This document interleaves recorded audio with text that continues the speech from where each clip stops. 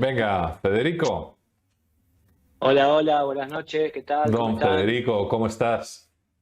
Muy ¿Qué bien, tal? ¿ustedes qué tal? ¿Cómo? Aquí andamos. Muy bien, muy bien. Fue profético aquel programa que hicimos hace ya un mes en que advertimos que muy probablemente íbamos a cambiar ya de ritmo, de soniquete, de canción con el tema del COVID y que Ujú. la curva iba a ser descendente en cuanto a casos y de mejoría general. Esperemos que no se cruce nada por delante, ¿no? Efectivamente.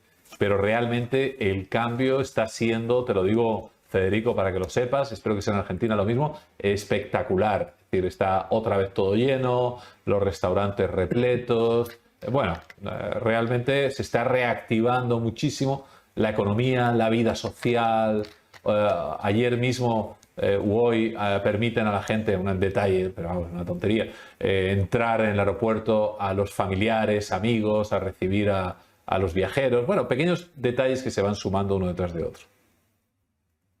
Bueno, me alegro mucho. Acá en Argentina también, la verdad Sí, que ya casi las restricciones no existen. Hay fantástico. mil y pico de casos por día, bajaron muchísimo los fallecidos, las Eso es. internaciones ya no son un problema, hay abundancia de camas de terapia intensiva disponibles. O sea que evidentemente acá también la parte más fea de la pandemia en este momento ya quedó atrás, ¿no es cierto? Ya. Estamos también bajando la pendiente, parece que el pico ya quedó definitivamente atrás. Sí, acá ya casi no quedan restricciones, lo mismo que vos decías, se puede salir a comer, Fantástico. se puede ir al teatro, se puede ir a ver partidos de fútbol. ¿Qué? Este, Oye, oye, Fede. Sí, decime. perdón, que como hay un poquito de retraso entre en la voz, dime, por favor. No, lo único que queda, que es extraño acá en Argentina con restricciones, son los bancos. Si querés ir al banco, tenés que pedir un turno. Lo único que todavía está cerrado es los bancos. Y algunos juzgados, que hacen que la gente vaya a trabajar, pero los abogados todavía sin turno no podemos ir. Todo lo demás, la pandemia ya pasó. Fantástico. Realmente ha habido un cambio. ¿Qué porcentaje de la población argentina más o menos está vacunado, Fede? Con las dos dosis, el 55% cincuenta y aproximadamente. cinco, o sea que bueno, puede ser en parte, yo creo que es una mezcla de varios factores, ¿eh? No es solamente la vacuna, lo de la vacuna lo utilizan sobre todo para animar a la gente a que se vacune, ¿no? Un poquito de coacción, digámoslo así, pero yo creo que es, Ujú. fíjate, la vacuna, la gente que ya se contagió y tiene anticuerpos y muy probablemente la agresividad del virus esté retirándose poco a poco, como de hecho ha ocurrido en prácticamente todas las pandemias a lo largo de la humanidad. Ha ido cambiando, ¿no? Sí, yo creo que sí, que es así también. Incluso acá en Argentina dicen que el hecho de que campaña de vacunación fue deficiente y tardía pudo haber tenido un efecto colateral beneficioso en el sentido de que que el mayor número de gente con dos dosis se haya vacunado recientemente y no hace mucho, pudo haber sido también un escudo para nuevas variantes. Y que eso Efectivamente. también puede haber funcionado, como vos decís, para que el virus vaya perdiendo intensidad y no se cole una nueva variante.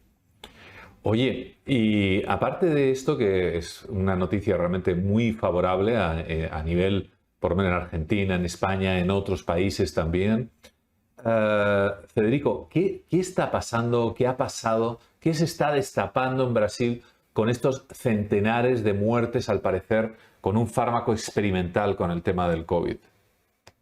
Bueno, la verdad que sí es algo ciertamente perturbador, ¿no? Ocurrió una ciudad que se llama Itacoatiara, Sí, en el estado brasileño de Amazonas, a unos 270 kilómetros de Manaus, que es la capital de ese estadio, y la droga que utilizaron, la voy a leer porque es un nombre complicado, es proxalutamida. la proxalutamida, Una sí.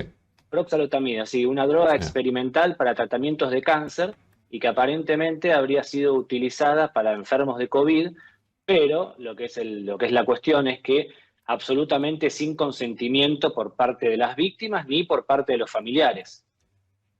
O sea, Dios mío. no fue un estudio, no fue un estudio programado, sino que habría sido un estudio que no tenía la autorización correspondiente. De Ya, ya, hecho, hay ya. una información que dice que la CONEP, que es un organismo del Ministerio de Sanidad de Brasil que fiscaliza los protocolos de investigación en seres humanos, había autorizado al principio un estudio con proxalutamida, pero con 200 personas aproximadamente. Este estudio tuvo como 645.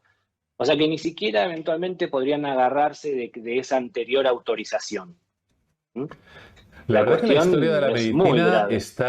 está llena de este tipo de experimentos que se hacen muchas veces en países, antes se llamaban del tercer mundo, ¿no? En vías de desarrollo, porque saben que ahí las leyes son más laxas, si pasa algo se puede corromper a las autoridades judiciales, bueno, lo Tal cual. típico, ¿no? Es decir, estamos hartos de ver experimentos en la India, en África, en Brasil en este caso, ¿no?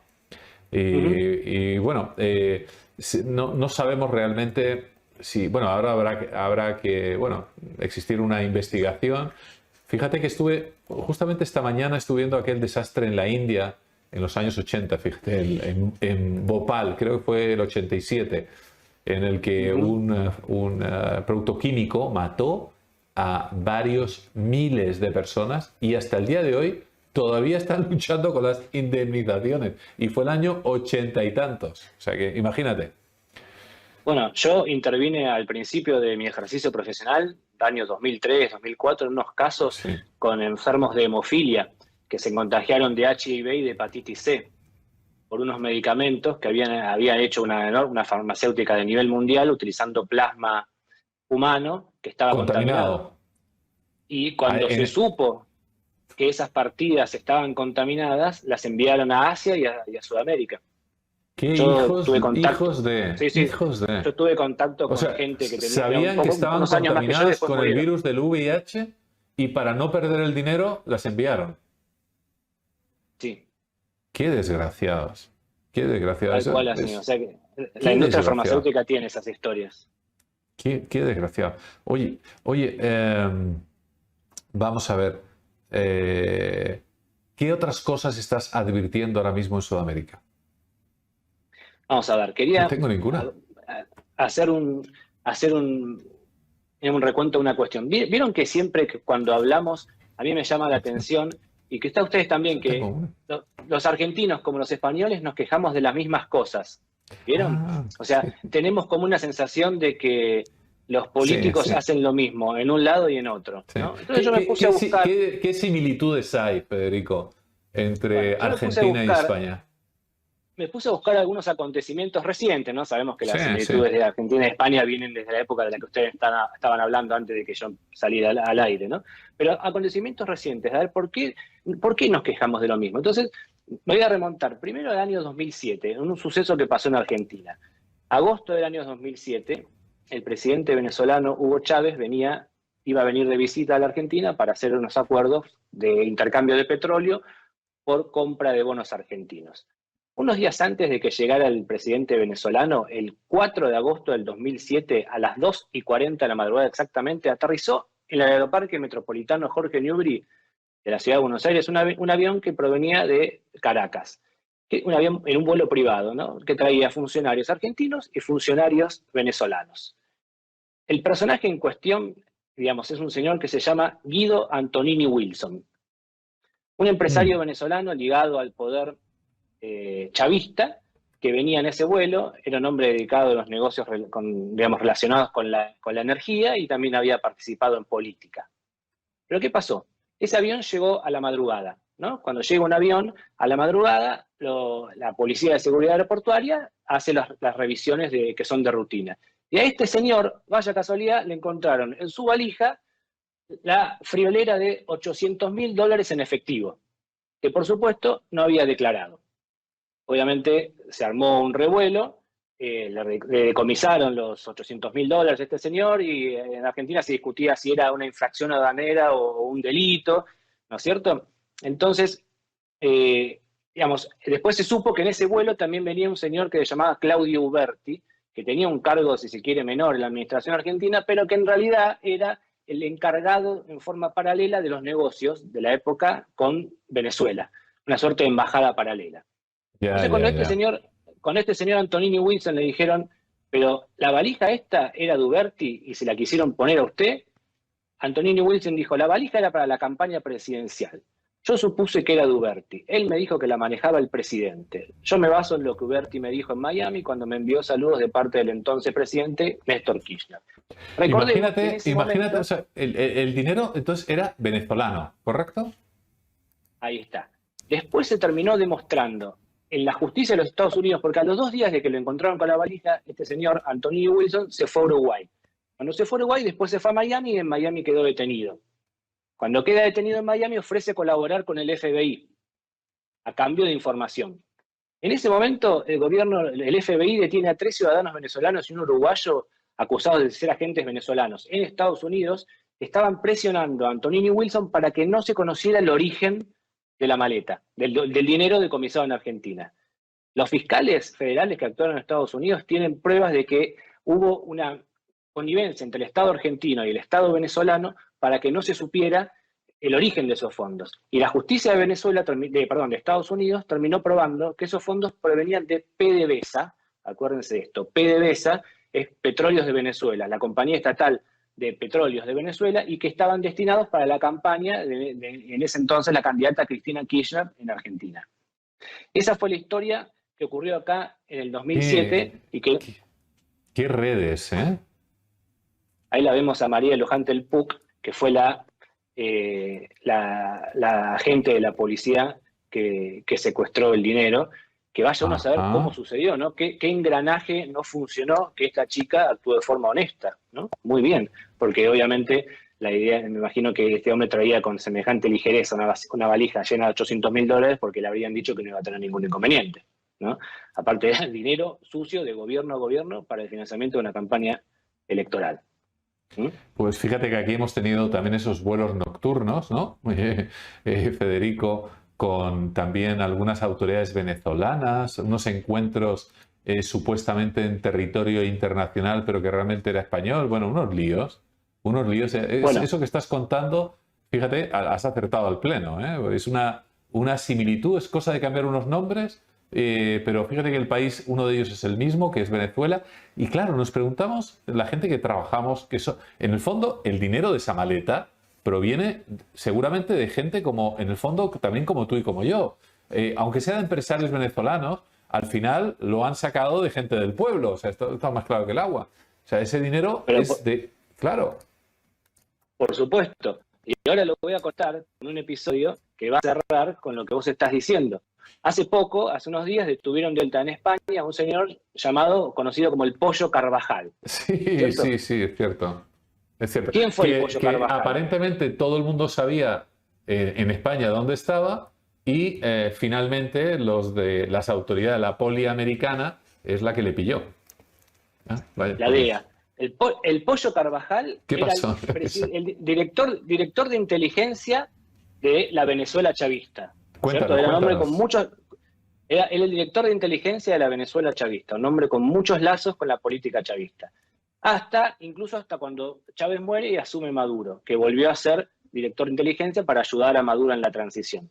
Después, en el 2019, aparentemente se fue del chavismo y, digamos, excusado en que era un perseguido de Maduro, se fue exiliado, allá uno sabe a dónde, justamente a España, ¿no es cierto? Entonces llegó a España y lo detuvieron primero en el 2019 por una orden de detención que venía desde Estados Unidos acusado de narcotráfico. O sea, el jefe de la inteligencia de un país estaba acusado por Estados Unidos de narcotráfico. O sea, nos da la pauta de que Venezuela es una narcodictadura. De donde, digamos, y recordemos que esto es en 2019, en el 2007 fue el episodio que yo les conté antes, que ya mandaban las valijas llenas de dólares acá a Argentina. O sea, que este es un modus operandi ya, digamos, aceitado y con, digamos, ramificado en muchos lados. Entonces, ¿qué es lo que a mí me llamó la atención con esto de la detención del Pollo Carvajal? Primero lo detuvieron en el 2019 y la Audiencia Nacional lo liberó porque decía que como era un ex político chavista, había motivaciones políticas en la detención. 4 meses después, la audiencia, digamos, revocan esa decisión de la Audiencia Nacional, entonces el Pollo Carvajal se profuga. Estuvo 2 años prófugo y ahora lo detuvieron. Estuvo 2 años escondido y no sabían dónde estaba, hasta que, como vos decías antes, con los agentes de la DEA encontraron un departamento en Madrid en el cual había una mujer venezolana, a la que empezaron a seguir. Y notaron que en ese departamento, cuando la mujer venezolana salía, seguía habiendo movimientos en el departamento, luces que se prendían, ruidos. Entonces el Pollo Carvajal estuvo 2 años escondido, no salió a la calle en 2 años. Lo único que hacía era salir de noche y miraba por el balcón. Entonces cuando los agentes de la DEA se enteraron de esta mujer venezolana, se quedaron de custodia. Y una noche el Pollo Carvajal hizo lo mismo que hacía siempre, salió del balcón a la noche y a las 2 horas ya estaba esposado. Y lo detuvieron de esa forma. Y cuando lo detuvieron dijo, estuve 2 meses encerrado, cambiaba de departamento cada 3 meses y hace 2 años que no salgo. O sea, fíjense lo que era el ex jefe de inteligencia de Venezuela. Pero, ¿qué es lo más llamativo de toda esta historia? Cuando fue a declarar ante los jueces en esta nueva detención que le hicieron, dijo lo siguiente, que Podemos, el partido político español, recibió pagos de PDVSA por informes PDVSA, fantasmas. la empresa Ahí que nos está. has mencionado antes. Ahí está otra Ahí vez volvemos. el círculo que se cierra, ¿no? Los mismos Ahí que estaban volvemos. untando con pasta a los argentinos. Bueno, a una parte, a la Kirchner, ¿no? Claro, pero bueno, a los dirigentes que estaban en el poder. Lo mismo que sucedió ahora, entonces es lo que se revela ahora en España. La misma fuente de dinero corrupto en los 2 países, ¿no es cierto? Entonces, esto me gustó encontrarlo, digamos, de por qué buscar un hilo conductor que nos pudiéramos ayudar a encontrar un factor común de por qué nos pasa lo que nos pasa y por qué nos quejamos de lo mismo, ¿no? Fíjense que tenemos fuentes de corrupción iguales, mismos modus operandi, mismos personajes, y obviamente los resultados no tendrían por qué ser distintos. Lógico.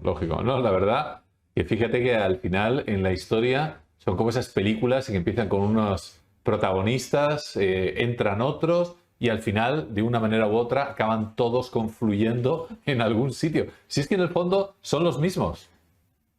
En el fondo son los mismos. Pero, Federico, yo te quiero enseñar una foto. Digo, porque a lo mejor, claro, a lo mejor te estás confundiendo y permíteme que te lo diga, ¿eh? Así de claro te lo digo, porque a lo mejor, yo qué sé, Pablo Iglesias no conoce ni a Cristina, pero yo te enseño esta foto, por ejemplo. ¿Qué me cuentas de ello?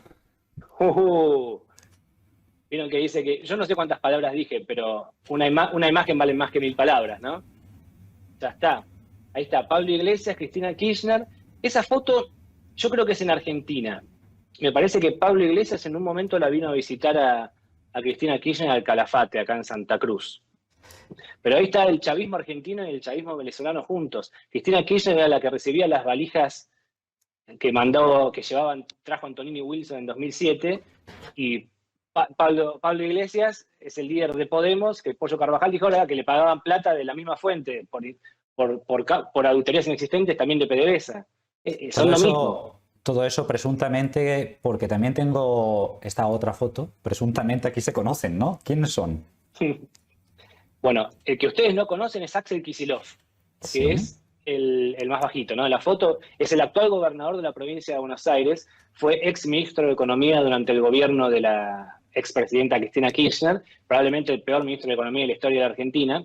Era un señor que decía que no contabilizaba la pobreza, entonces le preguntaba, ¿por qué no hay estadísticas de pobres? Y dijo, porque eso es estigmatizarlos. Entonces él no se sabía cuántos pobres había, obviamente había cada vez más, por eso no los contaba, ¿no? Entonces, digamos, como excusa dijo que era porque no los quería estigmatizar. Esa gente es la que se emparenta con Pablo Iglesias. Aquí también sucedió eso parecido, ¿no? Con el COVID no hacemos test porque así no hay COVID. Sí, pues no contemos pobres porque así no hay pobres, ¿no? El gobierno de Cristina Kirchner, de los chavistas argentinos, destruyó el Instituto de Estadísticas y Censos en el 2007 para que no haya inflación. O sea, adulteraron la estadística oficial. La inflación la va siempre bajísima. O sea, vaya. eso pasó en Argentina en esa época, la época que venían las valijas de Antonini Wilson. O sea, rompimos el termómetro para no tener fiebre. Oye, Federico, obviamente. ¿Sabes qué me encantaría? Que otra semana hicieras lo mismo, una investigación de esta y nos mostrara la similitud. A ver cómo lo ves, José Miguel, voy a hacer la similitud otra vez entre Argentina y España en esas cosas políticas, pero no de los que gobiernan, sino de la oposición, los del otro lado, que seguramente que también hay algún nexo y alguna historia de estas, ¿no? Que nos une a Argentina nuevamente, ¿no? Yo te invito a que por ahí le des una Es que vueltecita. en el fondo son mafias internacionales que se apoyan con el dinero de unos, con el dinero de otros. Y dejando de lado, y lo digo de verdad con la mano en el corazón, dejando de lado la orientación política de estos que hemos mencionado, porque de hecho estamos invitando para la semana que viene o la otra otro tipo de cuestión, pero dejando de lado esto, es decir, ¿qué favores quedan pendientes cuando te llevan maletas llenas de pasta? Esa financiación. Porque claro, no lo hacen por amor al arte, ¿no? Luego te pedirán algún favorcito. O algún rescate. Pero por supuesto, obviamente, Ya, claro, ya, se exporta una ideología y después se paga, por supuesto, Así es. sin duda. Bueno, Federico, Sin duda. me alegro que se esté normalizando todo allí en el bello Buenos Aires, en la gran ciudad, fantástica, Sí, una estamos mejor. de las ciudades más bonitas, sin lugar a dudas, de Latinoamérica, de mis favoritas. Espero que también todo vaya progresivamente bien y contamos contigo y tú también puedes contar con nosotros todo, como siempre, para lo que necesites, querido Federico. Estamos ya cada vez más cerca de Nueva York. No se te olvide. Vamos hay que para hacer allá. una reserva allá en algún restaurante, ¿no? Chao. En Little Italy. Buenas noches. ¿Cómo Chao, no? Fede. Un abrazo grande. Mucha fuerza. Chao, Otro para ti. saludos todos. Chao, Adiós. chao. Chao. Adiós, Federico.